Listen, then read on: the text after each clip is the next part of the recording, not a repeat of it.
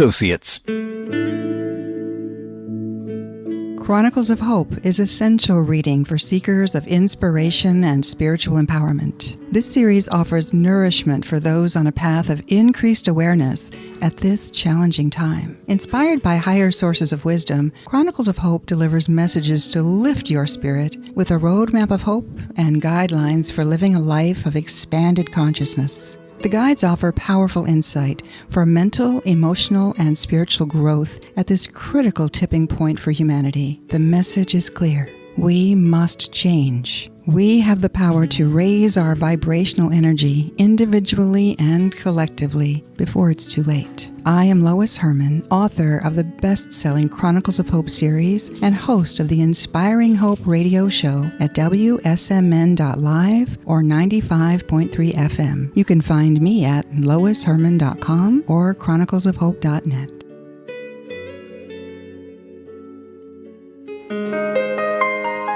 Welcome to Inspiring Hope with Lois Herman, a leading expert in professional coaching, clinical hypnosis, and energy clearing. Lois is an award-winning author of Chronicles of Hope. She has decades of experience in advanced hypnosis techniques, has conducted highly effective success coaching programs that have helped clients discover ways to achieve success, empower themselves, their families, as well as holistic practitioners to expand their practices. Get ready to be empowered with your host, Lois Herman. Good, lovely day, and welcome to Inspiring Hope. I am your host, Lois Herman, and I'm here to inspire you with positive messages and celebrate people who are making a difference in our world. When we focus our thoughts and energies on truth, honesty, and integrity, we create powerful shifts that cause us to be more positive and peaceful. As we lift our energy, we empower everyone around us. If we each do what we can to make small shifts in awareness, we create ripples of hope. Join us as catalysts for positive change for our families, our communities, and our world at large. And I hope you're inspired by today's show. And I'd like to welcome everyone to the new year. With the Christmas season officially behind us, we can now take a look at what's in store for us this new year. Last year was full of surprises, exposures, and awareness building.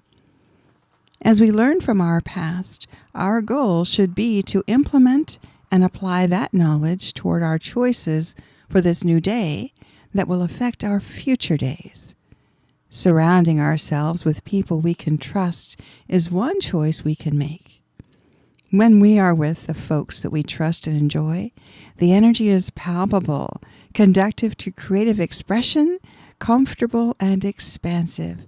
Kind of like last night's wonderful gathering, right, guys? Experiencing life on many levels, mental, emotional, spiritual, and physical, allows us to grow into our true, authentic self. We create or recall memories that were long forgotten when we were born into this lifetime. As we learn, we develop opportunities for expanded consciousness and become more open to know and grow. There are many tools that our ancestors used with great proficiency over the eons of time. One of those tools was the recognition of the powerful energy driven by our planetary systems. The cosmic push and pull of energy elicited by these huge moving bodies has long influenced our lives directly and indirectly. Those with knowledge and awareness are able to study these star patterns that guided the ancient Mayans, Egyptians, and native cultures around the world. Let us look to the stars and see what they may tell us about where we are today and what we might expect in the near future. With us today is an expert in astrological intelligence. Kaila Chiron shares some signs for our future. Let us pause for a moment and expand our thoughts to explore what may be in store for us in this cycle of change.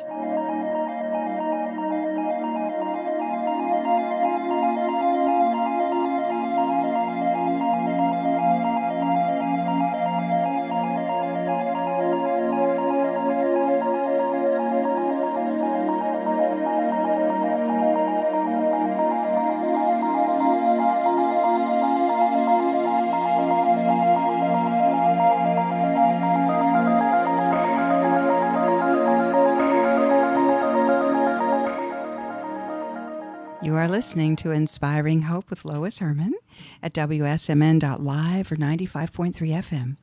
If you enjoy our content, please like, share, and subscribe to our Lois Herman Associates YouTube channel. Sign up for our newsletter at loisherman.com and join our community at chroniclesofhope.net. So in the studio with me is Kaila. Good morning. Good. We have to step. Words have meaning. Mourn is sad. So I'm trying to keep from saying morning. I'm trying to say good day.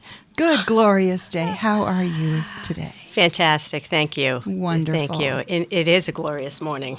The sun's out. We've got a lot to be grateful for, especially your party last night. It was fabulous. I loved it. I'm so it was glad. really special. And I thank you for inviting me. And you walked into a room full of people that you had no clue who any of them were. No, but I felt like I was in a room full of old souls connecting from the past. So It was wonderful. It truly was, wasn't it? Yes. Again, when you're around like-minded people with similar energy, it makes all the difference in the world.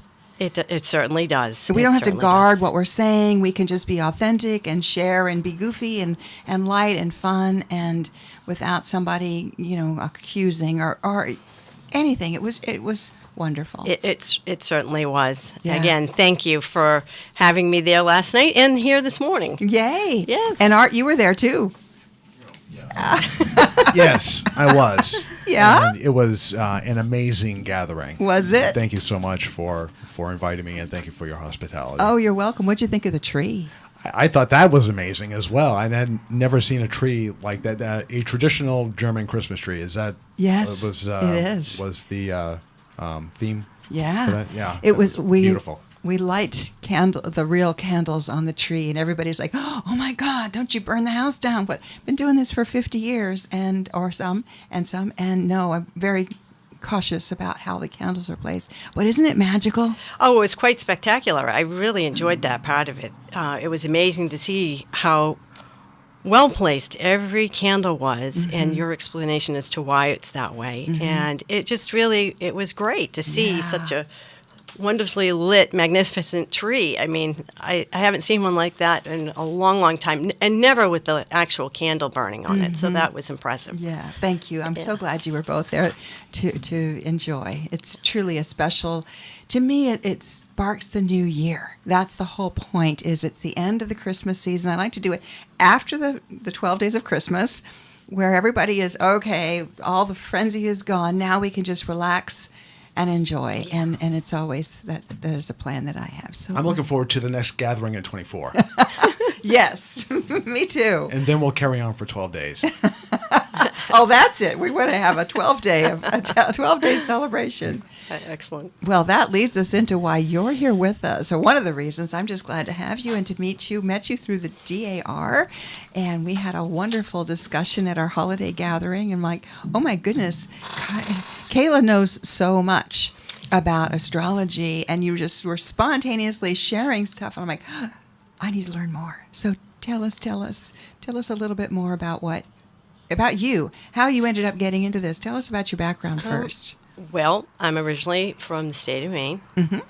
Lived most of my life there. I've traveled all over the United States and abroad, and have lived extensively in the Emirate of Dubai. And so I'm recently repatriated. Since 2014, Wow. I came back because I could see in the chart. I could see in the chart that something major was definitely going to happen, and I knew that it probably wouldn't, bode well for me to remain there. Right. And I knew I needed to come back home. I wasn't quite sure how it would unfold, but the signs were definitely there.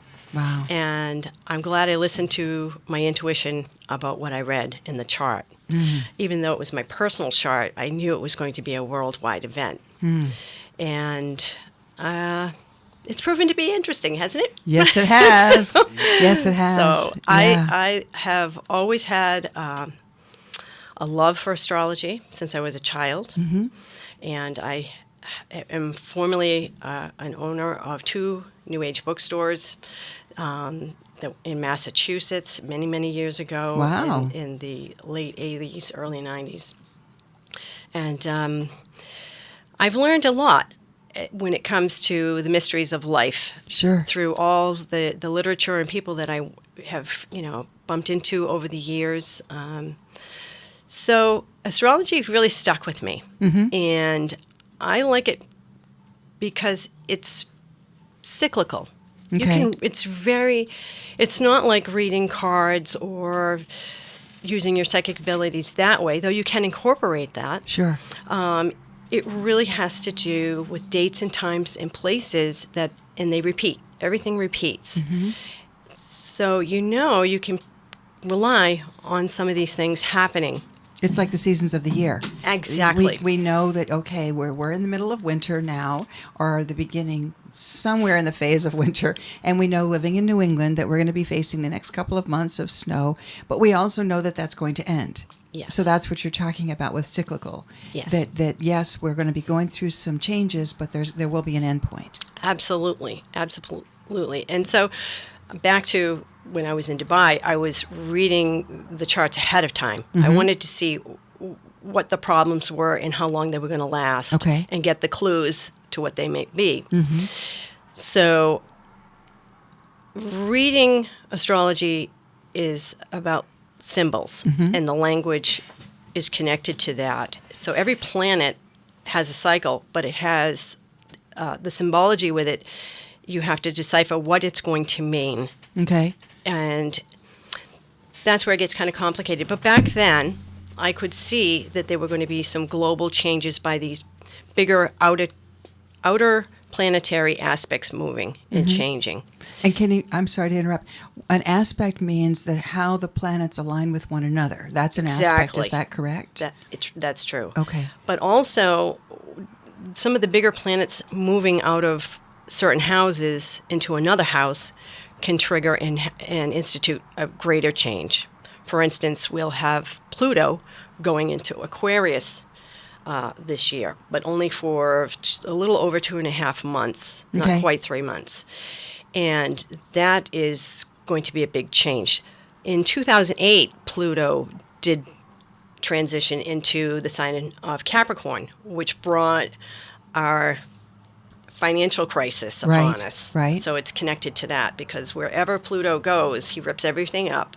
Okay. He tears everything down. You Right. can hide nothing from him. And he cleans house to rebuild. Okay. So And the different houses that you're talking about, those are 12 houses in a cycle. Again, different cycles in each different house, from what I understand, typically represents, like you said, finances. Another house might represent death, or another might represent relationships. Is that correct? it is correct. So each sector of the zodiac is broken down by houses. It's like a door to an apartment. Okay.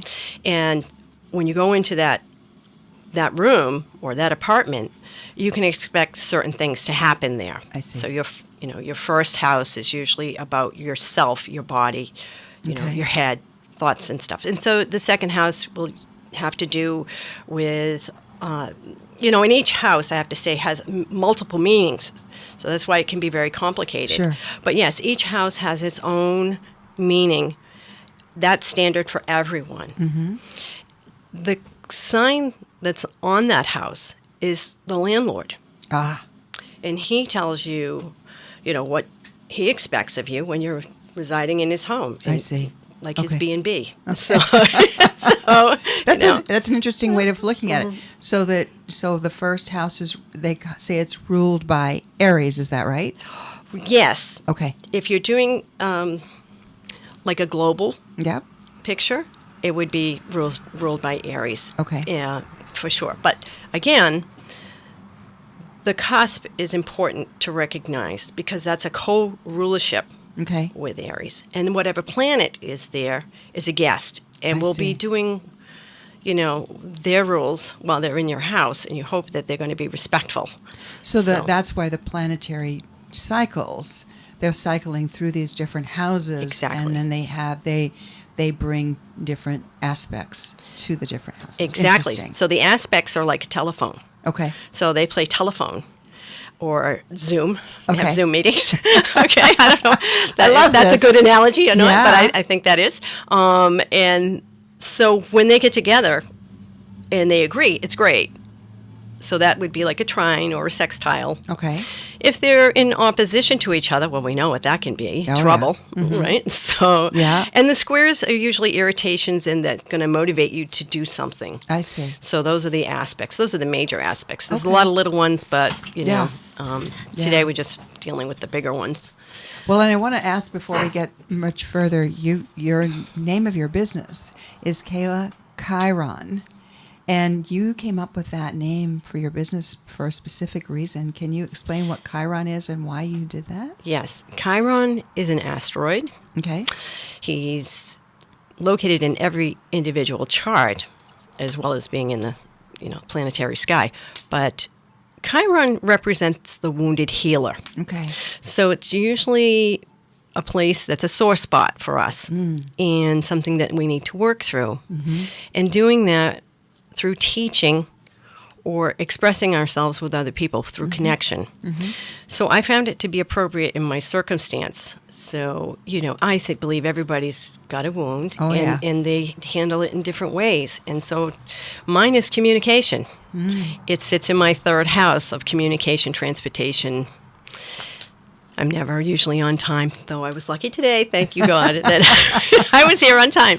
So learning to develop your communication skills and not be self-conscious, furthering your education, because there's always a feeling of don't know enough, not an expert enough. That's a Chiron wound with me. So I've decided, you know what, I'm going to embrace that. I'm going to take that energy and I'm going to work with it. So... And it's also in my third house with my Saturn.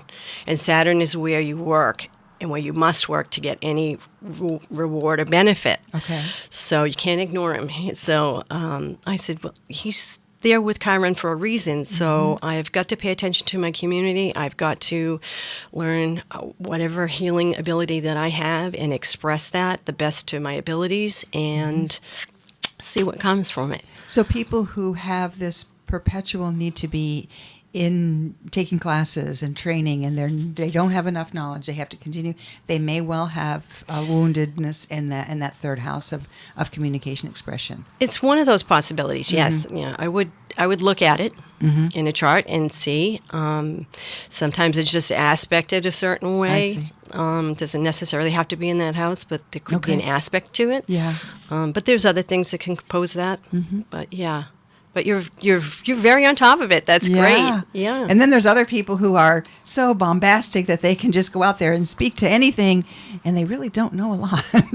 Well, that's a different energy. That's somebody who's got that overly confident type of energy that, regardless of what they know, they have the ability just to express. Yeah. I can see that. Yeah. I'm hoping I never come across that way. Well, I know that you've had to conquer that concern in order to be here today, and you're amazing. Oh, thank you. So, thank you. I appreciate you saying that. Yeah. That means a lot. So you were telling me that there are some things that are going on. Does this have to do with Pluto, where he's aspected right now? Is that you were telling me that we're going to be going through a period of chaos?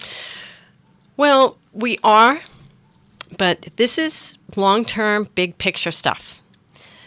It's like I said, it began back in 2008 with our financial crisis. Okay. Pluto is the farthest planet. It takes a very, very long time for him to get around to each sign. Spends on the average to 20 to 30 years in a sign. I see. So it's powerful. And it's deep, long-lasting change. But it initially takes a little time to get it going. I see. It depends on how it's aspected, too, I have to say. So he's leaving. He's in the end degrees of Capricorn right now. And that's critical. So he's really cleaning up in that second house. In the second house of the United States, I should say. Okay. But Capricorn can be anywhere in the person's chart. Capricorn is hard work, is that right? It is. Okay, like the mountain goat is Capricorn. Hard work, determination, perseverance, is that correct? Absolutely. Okay. He's the financial Okay. the the financial district. He represents commerce, and I kind of lost my train of thought. I'm sorry. That's okay. He takes over business in general. Mm-hmm. So he's the taskmaster. Mm-hmm. So he wants you to really pay attention to the details at times. I see. So with Pluto there, he sort of ripped up all the standard old rules, because Saturn also is about rules and regulations and sticking to the, everything that's important with regulations and courts and things like that. So Pluto's gone in, he's ripping up the rug, he's clearing everything out. Mm-hmm. And so that was part of that disruption. But he's also exposing the secrets and the lies, because that's what he does. Right. Because everything has to be clean, a clean slate, in order to progress into the next sign, which will rebuild. be Aquarius. Yeah. So an Aquarius is a whole different ball game, because it has to do with the energy of Uranus, and Uranus is erratic. Okay. And sudden changes, it's upheaval, it's revolution. Okay. So there's a lot that's going to be initiated once he goes into that sign. But he's only dipping his toes in there for a short period, like I said before. And so we'll have to pay attention to these new things that appear in our life, because whatever decisions we make at that time, as minute as they might be, will have a very deep and penetrating effect on our lives for the next 20 to 30 years. Interesting. So individually, it's important to look at that, because you say, well, that might not affect my life. This might not affect me. Things such as AI or any kind of gaming or computers or information, media. I mean, all these different things that are represented by Aquarius, airways, messages. There's going to be some big revolutionary changes with that, and people might not feel it right away, but it is going to be there, and it is going to affect us. So, and when does Pluto move then from Capricorn into Aquarius? So he makes 3 moves. Okay. And it starts this year. First move is a planetary ingress to 0 degrees, moving into the sign of Aquarius at 8:14 a.m. and remains there until June 11th. 8:14. So Eastern time. on what day? On I didn't put the date. No, March 23rd. Oh, I'm okay. sorry. So March 23rd. So that's March 23rd. So we're in this period of transition right now. Over between now and March, there's a period of. So what does that mean? Well, it's the Go ahead. beginning. It started already in December a little bit. Okay. But we're really going to see larger changes the month of March. Okay. So with Pluto being there, this is a time when it's the power of planting seeds. So if there's something you want, it's a very good time for you to put it out there. Okay. Work with it, but work with it in a non-manipulating manner. Okay. Release it, let it go, and let it manifest, and try not to control it too much. I think that's a good way to put it. Like setting the intention for what you truly Truly desire. Right. And then as you set the intention, expect the universe or appreciate the signs the universe gives you to make the new choices. Exactly. So that sometimes we want things that aren't necessarily good for us. And we have good intention with that. But do you really want that? Because when you get it, you might get what you want, but it's certainly not what you wanted. Well, I want to just interject that in the Chronicles, the Anquietus said, be careful. Wanting gives the feeling of lack. You're wanting. Be careful of your words. Even with that, the knowing is the best. Yes. Wanting, believing is the next step. I believe I can. Wanting means lack. I can't achieve this. I'm wanting for it. Believe I can do it, but knowing is the best. What is it that you know in your heart you wish to do? What is it that you know gives you joy that you do that gives others joy? Yeah. That would be the way that I would interpret setting an intention. What gives you joy to do and that gives joy to others? That's how I would put it too. I think that's perfectly said. Again, I think right now with everybody having such a hard time financially, sometimes we get caught up in our day-to-day life and we just wish things could be so much different, and we want to find a way we can control things because that's our human nature. But again, it's not always the best thing to do. And I find that the month of March, there's a lot of times that we can really manifest things in a powerful way with this energy. But being aware and having self-awareness of what we really truly need from our heart and our soul for the betterment of ourselves and others, regardless of our current circumstance. Correct. It's really crucial at this time. And to be aware of how that impacts our future, not only for ourselves and our families, our community, but the whole planet. I see a lot of potential for environmental crisis. I see it being something that's going to probably escalate over the next coming years. We have to somehow come up with better ways, all forms of technology, to do things differently to help heal our lives personally and globally. Because we're at a critical point. We can see the changes in the weather. We can see the changes affecting our food chain and supplies. And we have to break out of the old. Saturn rules old things. He is old ways. Some of the traditions, not traditions, but some of the old ways of doing things, the old established ways. Those need to be looked at in a different new light and transformed.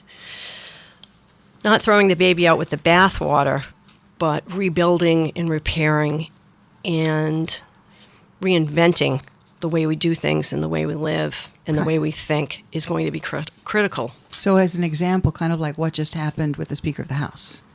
Oh, yeah. The group of these descendants, whatever, that were dissenters that were, challenging status quo. No, we're not going to allow this to continue. So there was definitely, I was just reading this morning, that there was an acquiescence where McCarthy agreed that there would be no more omnibus bills. I mean, there was a certain things that they got through in order to put him in position that he had to agree to certain conditions. And let's see if he holds to it. Yeah, I agree. I think that's a classic example of the Saturn and the Pluto transitioning part and the later stages going into Aquarius, how we're going to have to do things differently. There will be compromises.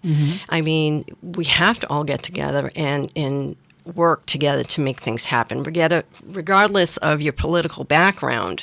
Because our future as individuals, as a country, in the our place in the world, depend on it. And again, not throwing the baby out with the bathwater. Trying to, we don't want to go to an extreme, because extremism will be a big thing coming, not only in this year, but the year following. On every imaginable aspect and way. What do you mean? Well, there's going to be, because Saturn was also changing signs. He's going to be going into the sign of Pisces. And we had that in the 60s. And Saturn's rules, boundaries, regulations. Pisces is, dissolves everything because it's ruled by the planet Neptune, and she just dissolves everything. So illusions, delusions, psychic energy, all that is open. There's no borders, no boundaries. There's, drunk judges.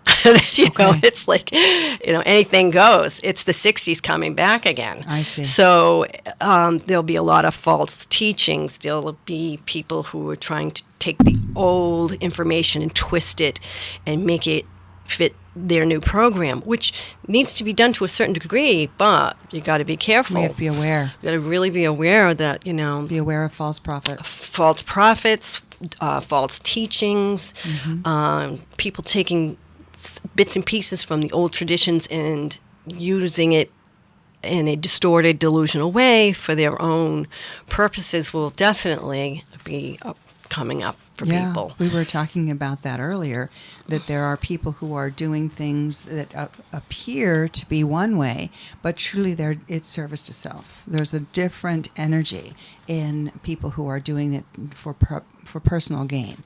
How many followers can I get? How many of this? How many of that? Versus how can I make a difference? How can I be of service? Yeah, exactly. And a lot of it's ego-driven or financially driven or both, which is even worse. So, we all have to be on the lookout for that externally and internally, believing our own, outdated beliefs, and sorting through it could be difficult because we all have our own individual truth, and we have to respect other people's truth, right. And we have to really try to get through the fog of that time period. And he'll be in that sign for 2.5 years. Okay. So you can see how this extends out into 2026. Right. So, yeah. A lot of change coming up. A lot of changes. And a lot of introspective decision making from what you're saying. Yes. And many of us that have been on this path have started questioning everything, everybody we meet, we question. And everything that we've learned, we question. So it sounds like we need to continue that pattern of questioning, and more people will start to question. Is that correct? Yeah, that's a good way to put it. I believe that that's healthy. Okay. I think the more open, honest, sincere dialogue for the sake of learning is critical. Okay. Not agenda. And not battle of the wits on who knows what and how much and all of that. Right. We should all be just sitting back and absorbing what we can and filtering out the best we can. And doing that by having biofeedback with people, regardless of your clan or your group. You should engage civil, tactful conversation. Yeah, think about that. That would be a wonderful thing. Though, unfortunately, I think it's going to be a little bit of a struggle for a time to get to that point. Okay. Because as we start to see changes in the climate, the atmosphere, our environment, we start to subconsciously and soulfully take on energies of the erratic energy itself that's coming from the outer sky. And we may not be consciously aware of how it's affecting us and how we react to that in our daily lives when we interact with others. Causing problems, making us a little bit more irritable because everything else is irritable. And it's not necessarily the person who's doing something, but we perceive it that way. Because of the energy aspect. Exactly. And so how do we, how is the average person going to be able to shift out of that sort of lower consciousness, subconsciously, into a higher consciousness, consciously, and be fully engaged and attentive and saying, okay, so is this me? Is it them? Or is it just what's going on? That's a lot of work. And my hopes is that people will be able to somehow connect with within themselves and have that awareness for the purpose of healing. Because if we keep going on this path, it's not looking good. Okay. So we have a choice, even though the planets are Absolutely. aspected in certain ways. Humanity has choices that they can make. Absolutely. And that's part of why I read the charts that I do, because it's a guidebook of cosmic weather to tell you, now at this time, there's a possibility that this is going to happen for you. These are your choices. I never give advice. I always lay out what I see as a choice and saying, well, this is indicating, this might happen for you, and so here are your choices. And And the outcomes are based on the choice that you make at any given moment in time. absolutely, and that's with anything. Right. So I wish when I was younger that I had had someone, an astrologer, who would have said, hey, look, you got a choice, because I didn't think that. And a lot of people do believe sometimes their back is up against the corner. They don't think they have a lot of choices. But it's perspective. And so once you adjust your perspective and you see, oh, wait a minute, what if I do this? What if I don't do that? How can I change this? Well, all right then. Now I know what I need to do. And you can be more confident about that. And by going within and asking yourself these different questions about choice, there is a sense that you get about which choice is actually feels better, is better at any given moment in time. Absolutely. Yeah, it's trusting your inner self, your intuition, Everybody's always looking outside Yes. for the keys and for the answers. Going to, let me ask somebody else. Let me reach out there instead of paying attention to what the inner voice is saying. Absolutely. And some can call that God consciousness or speaking with spirit guide, or Right. there's many, it's all the same. It's all the same. And I think to, split hairs over it is kind of ridiculous. I think, if it works for you, use it. If it's not working for you, it will come to you if you ask. And that also has to do with each individual's patterns of the stars when they were born.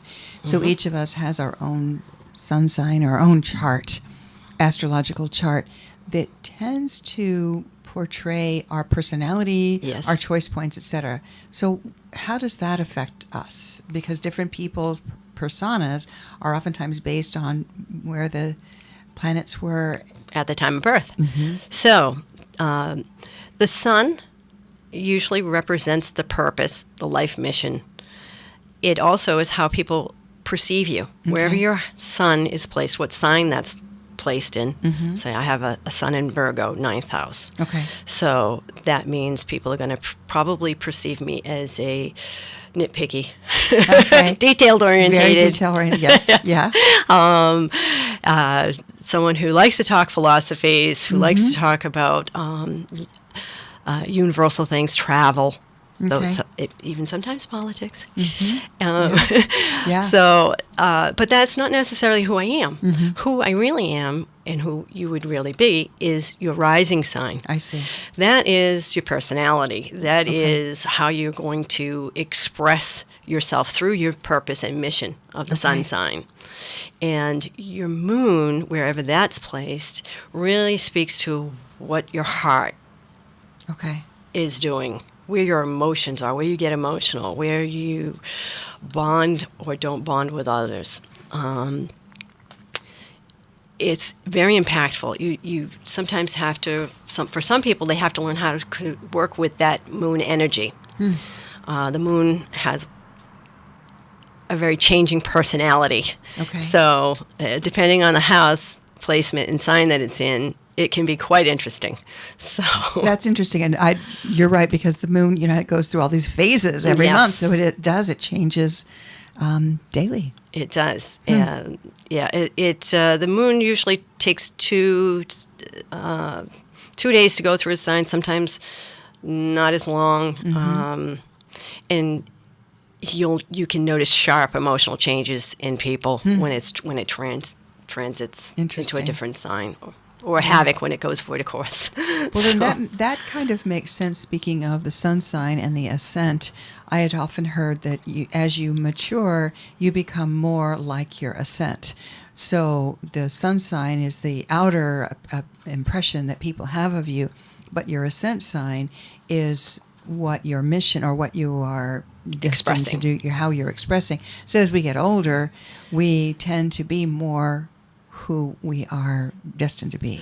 Well, that's true to a certain degree, but a progressed chart. Okay. Now, people do progress charts. I don't necessarily do them, but the progress chart shows how you have matured, how you've gone through your lesson of the first or second quarter of your life, and now your sign can actually, it usually changes completely. So even though you're always going to be an Aries rising, it could skip a whole sign or two signs as progressed because you've learned those lessons of boldness and being a pioneer. Some nice aspects of Aries. And now you need to take on maybe something a little bit more practical. So it could move into, Taurus, that sign next to it. So people may not necessarily recognize that in you. Say family members, they'll say, well, she's changed. She's not as bold. She's a little bit more stubborn now, or she's a little bit more relaxed. But yeah, she's still Lois, but people who meet you for the first time will probably recognize more of your qualities of your progress chart. So my sun sign is in Scorpio, and my ascent is in Capricorn. It is. But again, I wouldn't know how it's progressed until I actually did a chart. Exactly. And there's different factors for that. Well, I'm curious about something that I had never heard before. Okay. And you had said something about having Intercepted chart. An intercepted chart. Yeah. That was fascinating. Having been in the field of ultrasound, dating for births and C-sections and being around birthing of babies for so many years, I didn't realize that there are different charts for the babies. Well, they are. And it really depends on the house systems that you use. And every astrologer uses their own system that they've loved and, they've worked with for years. I use a Coke system. I find it's the most modern system to use. We can update astrology. It's okay. And I have discovered that more often than not, when I come across an intercepted house in that system, and what that means is that there's not 12 individual cusp signs on your ring in the house. So normally each house has its own individual cusp. Here, one is actually sort of trapped, imprisoned inside a house, so it doesn't show up. The energy is stuck there, and it's an issue for you because people aren't recognizing those qualities or those energies that you need to express. In your chart, it happens to be Virgo in your 8th house. So people can see the Leo aspect, or they can see the Libra aspect of you in the 8th house, but they don't really know and understand how powerful having Virgo in your 8th house, that energy, you need to be able to express it or release it or deal with it in some way. So what would make you have an intercepted chart? So and I do find with intercepted charts, a lot of times there was some kind of a complication or some kind of an issue regarding the birth or the birth time. The mother could have had a problem carrying. There's always something there to be noted. For instance, in my case, I was actually, my mother picked my time and date of birth to have me, cesarean section. And it was, at that time, sort of a progressive technique that the doctors in the Naval Hospital were trying to use, was the story that was told to me. So I was not actually born on the day that the heavens really intended me to be born on. It's sort of like the sky opens up and says, oh, she's got to go, and now's the time. But I still carry the energies of when I was supposed to be born. I see. So what I do is if I come across that situation, I will read the chart as I see it, plus do a whole sign chart and overlap those charts so that I can see what the true destiny was supposed to be that didn't get fulfilled, and the current destiny and how it is being fulfilled, and how can we bridge those two so that you could possibly live out this life, this incarnation, in a more fulfilled manner on purpose, So originally intended. would this be appropriate for preemies, somebody that was born prematurely? Absolutely. When they were, so say they're born at 7 or 8 months, and they were, they didn't go to full term, so they're born in a completely different sign than they were destined to be. It more than likely it's going to pop up. Okay. Not always. I can't say that's with every case, but I have seen that trend, and I do pay attention to it because I think it's profound. That's interesting. I think people like myself who's experienced that, there's always this haunting sense of, I should have done something differently. I'm not really at the right place at the right time. And the fact that I'm always a little late or a little too early, or something's always a little off. Finding my space and where I belong in a group or anything really. Since I've been doing this technique, I find it easier, and it opens up a whole new avenue for me of possibilities to choose from. Now you can choose. Right. Yeah. So That's that's very fascinating. Yeah. Another question I wanted to actually, Anne asked the question last week on our show when we were talking about that the original calendar was based on the lunar cycles, that we really shouldn't be in a 12-month cycle. It should be 13 months of 28 days or something like that. What, astrologically, how would that line up? Well, there's a lot of debate in the astrological community about that because, the signs are the signs based on the actual planets. Okay. And the mythology that's connected with them. And that's kind of how we got into our Gregorian system, but they altered it a little bit because they wanted to incorporate the old pagan ways and have control over the masses. So technically, astrologically, we need to stick with what's in the heavens, what's planet-based. And we do use the moon in her changing of the cycles. So that really has nothing to do with an actual sign, because the moon has her own sign, Cancer. So, and she has only one sign. So that she's already represented there. And she transits each house. She gets to light it up or be dark in it. So that really doesn't have an effect on the calendar itself. So that's all I can really speak to. You mentioned that the Jewish calendar, they still use the old calendar. They consider the Gregorian as truly a Christian-based calendar. Right. So they use an astrological calendar. So they use the Gregorian too. I can't say they don't use it because we all do. We've forced into that. Right.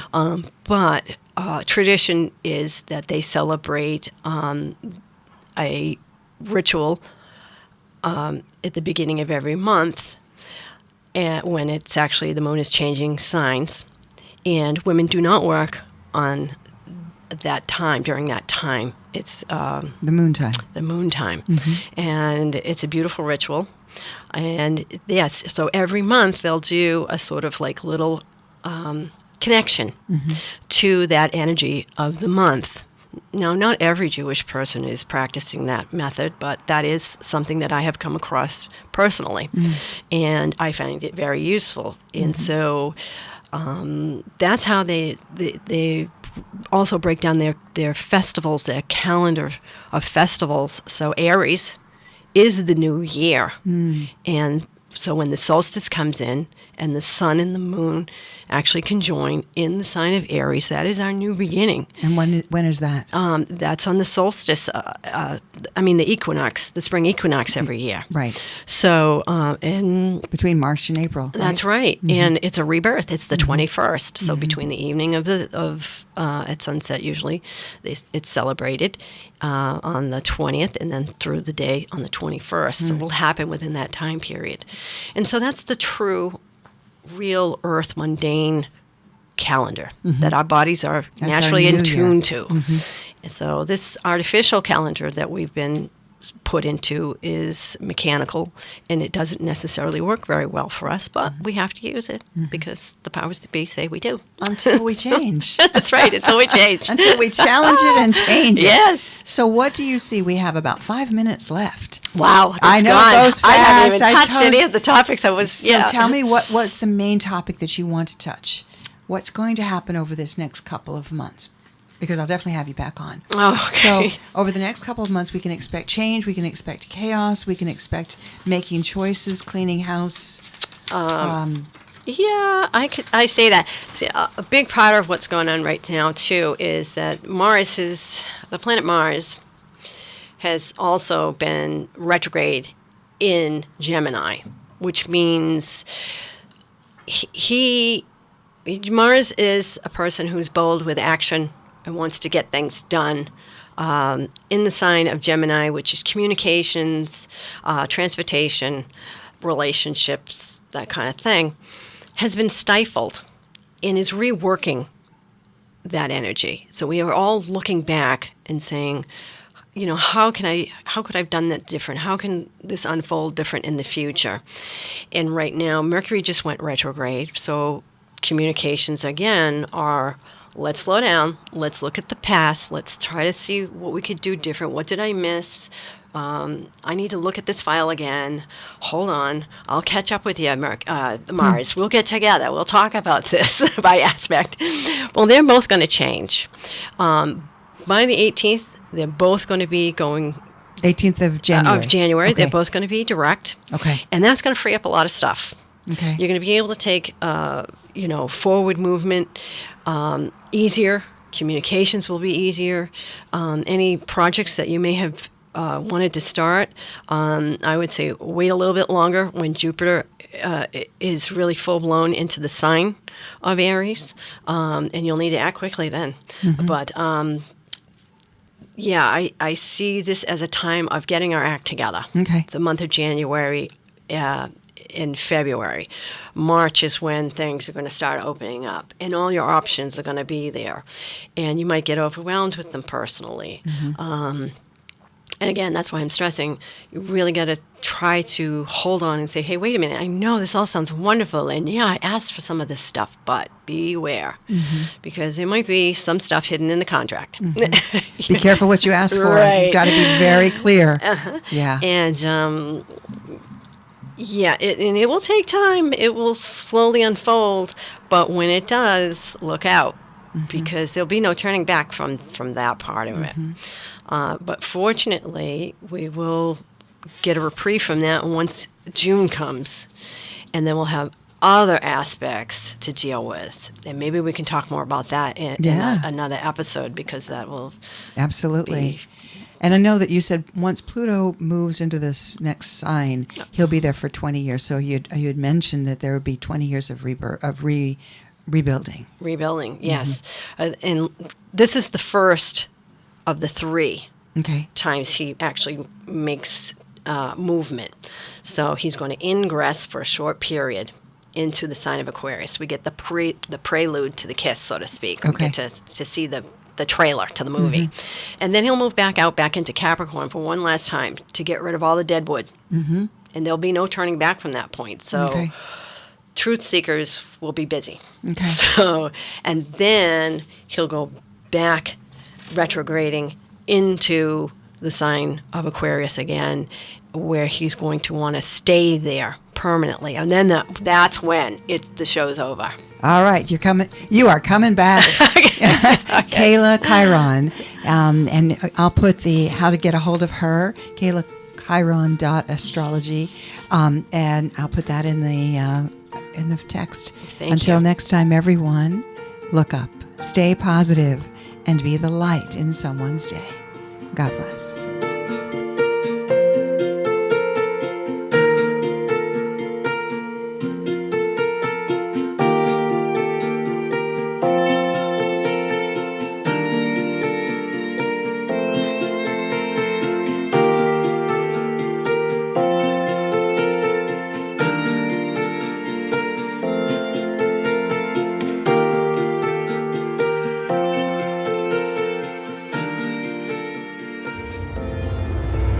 WSMN